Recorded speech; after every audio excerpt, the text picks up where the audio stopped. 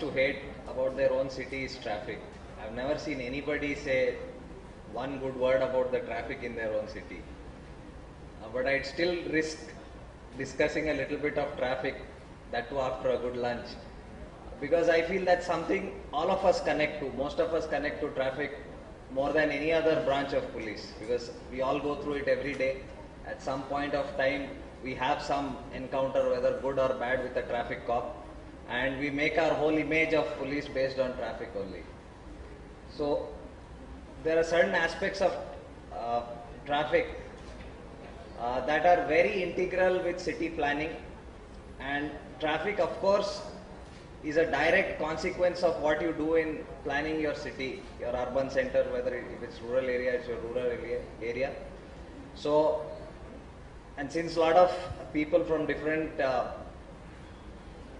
backgrounds who are into city planning are here, I thought it appropriate that we talk a little about traffic and the things that we are trying to put in place to make traffic a little more faster for people who are traveling, and also make it safer. I'm sure all of us are very familiar with the fact that there are almost 1.5 lakh deaths in a year due to traffic accidents. In Cyberabad, that's the commissionerate, it's a part of Hyderabad.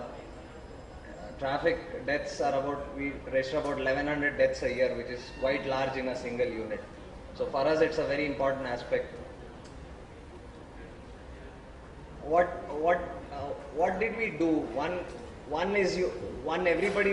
One thing that everybody wants is faster movement in traffic. Morning, of course, they were telling that Bhopal has no traffic problem, but a place like Hyderabad, Bangalore, Bombay, you visit, and the first thing that you reach the airport, will I make it to my meeting on time? If you finish your meeting, will I make it back to the airport on time? So this is something that's constantly on our minds every day. You want to save those 10 minutes to be home. So what do you do? What do you do for that? One, increase speed so that you travel faster on the roads. Second, make it a little more safer, little more disciplined, so that accidents are less, confusion is less. So what did we do? In Cyberabad, I mean, you must not be familiar with Cyberabad. I'm sure everybody knows Hyderabad. So Cyberabad is nothing but a part of Hyderabad, extended part of Hyderabad. For police, it's a separate unit, so we call it Cyberabad. So one, we changed our signaling system. Signaling system is one of the most important aspects of traffic management, because the way you regulate traffic is directly related to how your signaling system works. So one, we introduced something called H-Stream signaling system. H-Streams is short for Hyderabad Traffic Integrated Management System. Then we have something called an integrated e-challan. Nowadays most cities are introducing. I'll tell a little bit about that. We have a cab registration system, because after what happened in Delhi with that Uber incident, and of course there was a similar incident in Hyderabad a year and a half back. After that incident, we thought there is a necessity to have some control on cabs. So we had a system of cab registration. And of course now the in thing is social media. Everybody wants to have a presence on social media. Everybody wants to have some kind of app to connect with people, to disseminate information. So we also have our own. So that's something I'll tell about.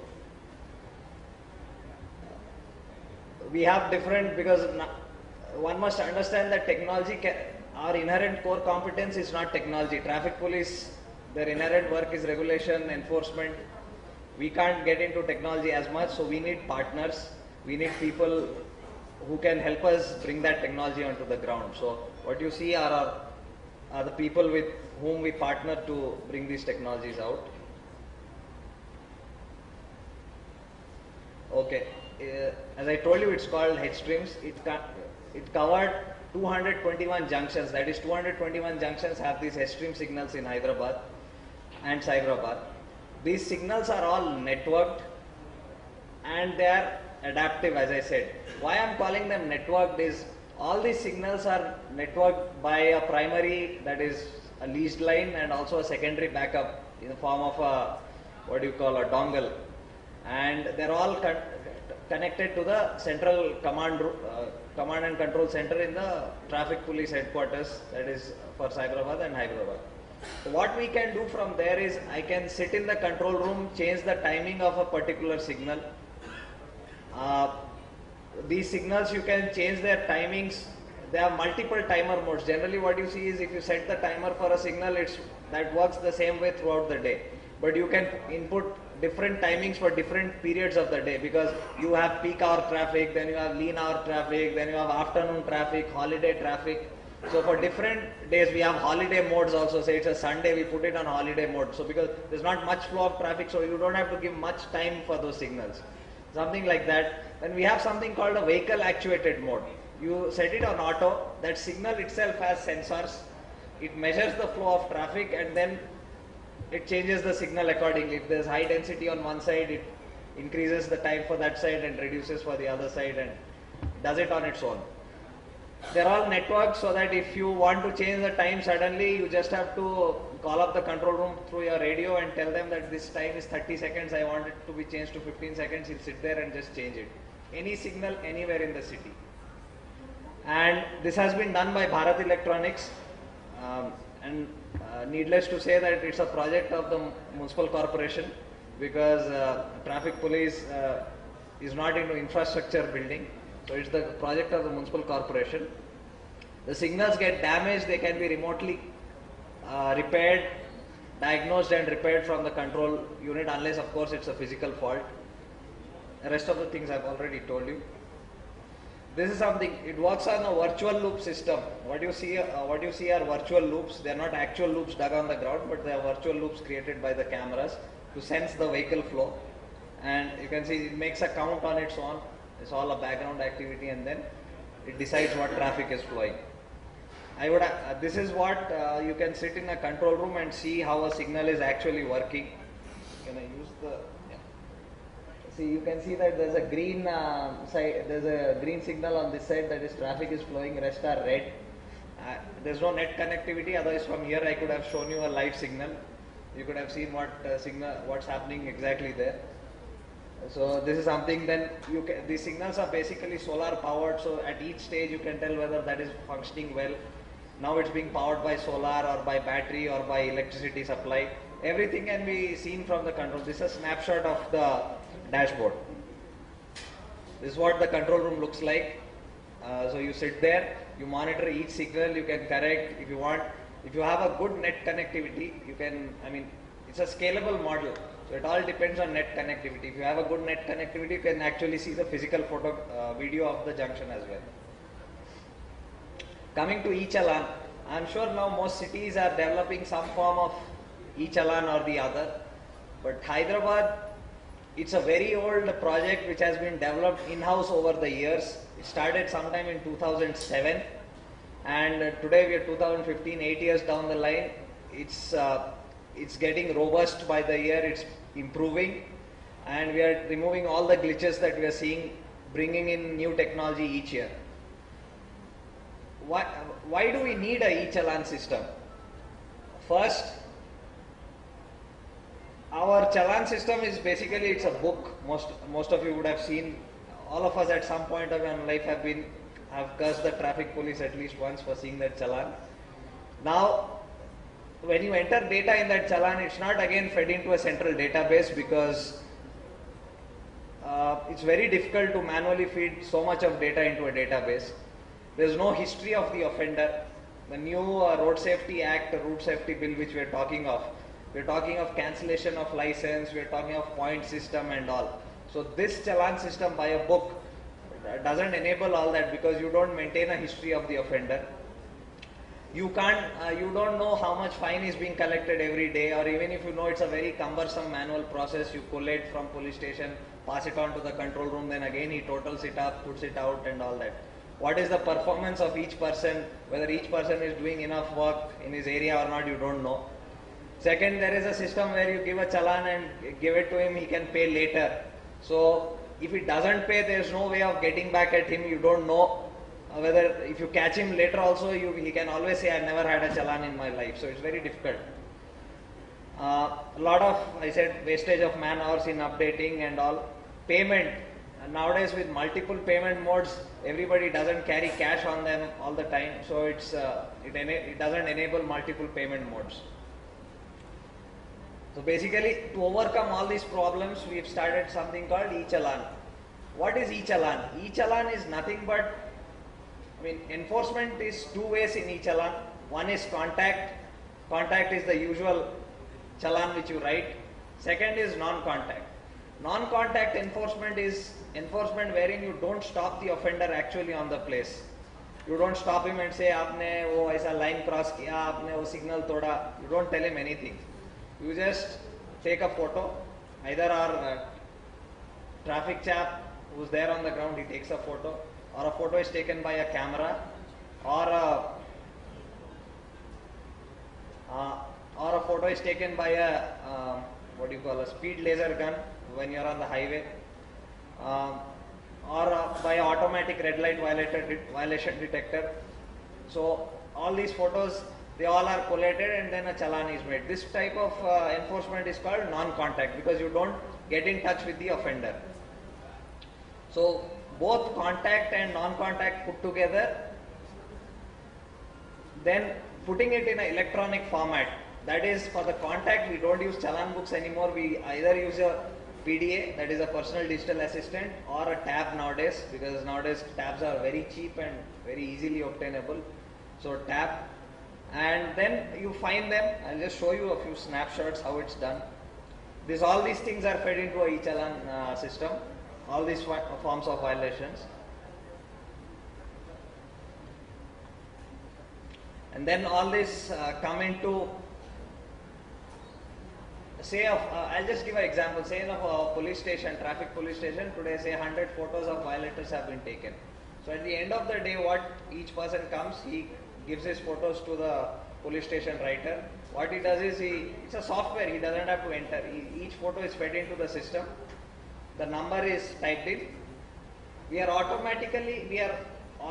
The most important requirement for this is connectivity. You should be connected to the various databases because police doesn't maintain a database of the vehicle registrations.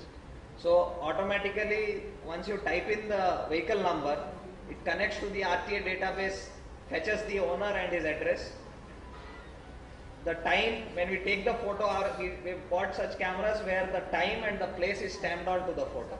So automatically the time and location is on the photo, and then the owner name and address comes from the RTA and the challan is generated. Similarly, when you take a ARLVD photo or any such thing, all photos are similarly clubbed and challans are generated. It's generated in a manual form and the challan is sent by post. But the most important thing is it is fed into a central database. So every challan is in a database. Even the person who's doing a spot challan with a PDA, so he keys in, the PDA has a GPRS, a SIM, regular SIM. The moment he puts in your vehicle number, your violation, challan, everything into the PDA, it goes and sits on the server. Say suddenly, since all the database is centrally there, suddenly I catch somebody who's coming, I just key in, आपने ये गलती किया, तो I key in his number, आप helmet के बिना चला रहे, ठीक है, आपका नंबर डाल दिया गाड़ी में. Then immediately you realize is his whole past history of violation comes on your PDA. So you can find out whether that person is a first time offender, is a multiple offender, he has unpaid challans, because the challans are sent by post, so many don't bother to pay. So if he's caught someday on the road, so you know his whole history of challan, so you can find him, aapka 5,000 ka cha. There are auto drivers who had pending challans of 20,000 rupees since 2009. Somehow he has never come into the police net. So all his challans have been pending. So one fine day he gets caught for some small offense. So his history comes out. Some 100 challans worth 20,000 rupees would be pending against him. So he will recover that. So that not only earns revenue for the government, it brings an amount of deterrence. Basically, मैं कुछ करके बच नहीं सकता, आज नहीं तो कल पकड़ा जाता कहीं भी. So that's the most important thing. This is something, our PDA looks like this. It is attached to a Bluetooth printer. So each of our traffic SIs carries a PDA, a Bluetooth printer. Nowadays, of course, we have given them body-worn cameras also. I have not shown that because we record every interaction that he's having with a member of the public, because nowadays you have a lot of allegations, paisa mang liya, ₹100 के चालान के ₹50 मांग लिया. A lot of allegation, misbehavior. So to overcome all that, we have given them body-worn cameras. So almost all of them, they are carrying body-worn cameras now. So every interaction is recorded. Then all this data from all these things which you see is fed into the PDA because it is a centralized database. Pending challans is fed into it. We have something called she teams in Hyderabad and Cyberabad to prevent different kinds of harassment of women. So any such individual who is ever caught by a she team, his data is also in a database. So if he's caught, he knows that this fellow was at some point involved in something.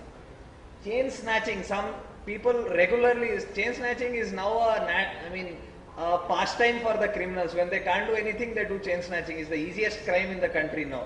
All you have to do is do a snatching. Even if you are caught, you go, you are out on bail in 3 days. Get on along, and then again you have this database of chain snatchers also, which is fed into that.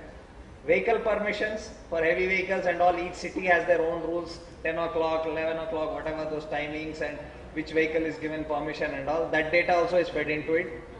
Then insurance, we are connected with IRDA through Indian Information Bureau. So all the non-insured vehicle database also is there. So insurance ka copy, even many people have false insurance copies. So that data also you can't give a false insurance and get away with it. So insurance database is also there. And just recently we have integrated Aadhaar also with it. So your identity, if you are giving me a license number, nowadays we keying in the license number also because of the point system which is to come. So license number is also entered. So the moment you enter license number, the name comes. You can check up, you can take his Aadhaar card. Most people have Aadhaar card. You can check up whether it's the same person or it's a duplicate. So that data is also there. And of course, RC and driving license both are there, invariably. This is what it looks like, the PDA snapshot. You can see the owner's name, address, everything, vehicle type, everything. Pending challans 1,400 rupees was the pending amount. Then even his paid challan history is there. Then you can select what violation, whatever extra passenger, cell phone driving, whatever you want to key in, you can key in and generate a challan. Most important part, as I said, you can do performance evaluation, data analytics, what kind of offenses are more, what are less. You can, once it's on computer, on database, rest is just a programmer's job. Everything you can play around with. So that's the beauty of it. And of course, these are the key integrations which are required. You need to have an integration with the Road Transport Authority or the Transport Department, as it's called in many states. You need an integration with crime. IRDA we have integrated. Public we are integrated with. We have an app. I'll talk about it later. We have a e-challan app. You can download that app, register your vehicle number on that app. So whenever a e-challan is generated against your vehicle, you'll get a notification on your app. Aadhaar, of course. How does it help?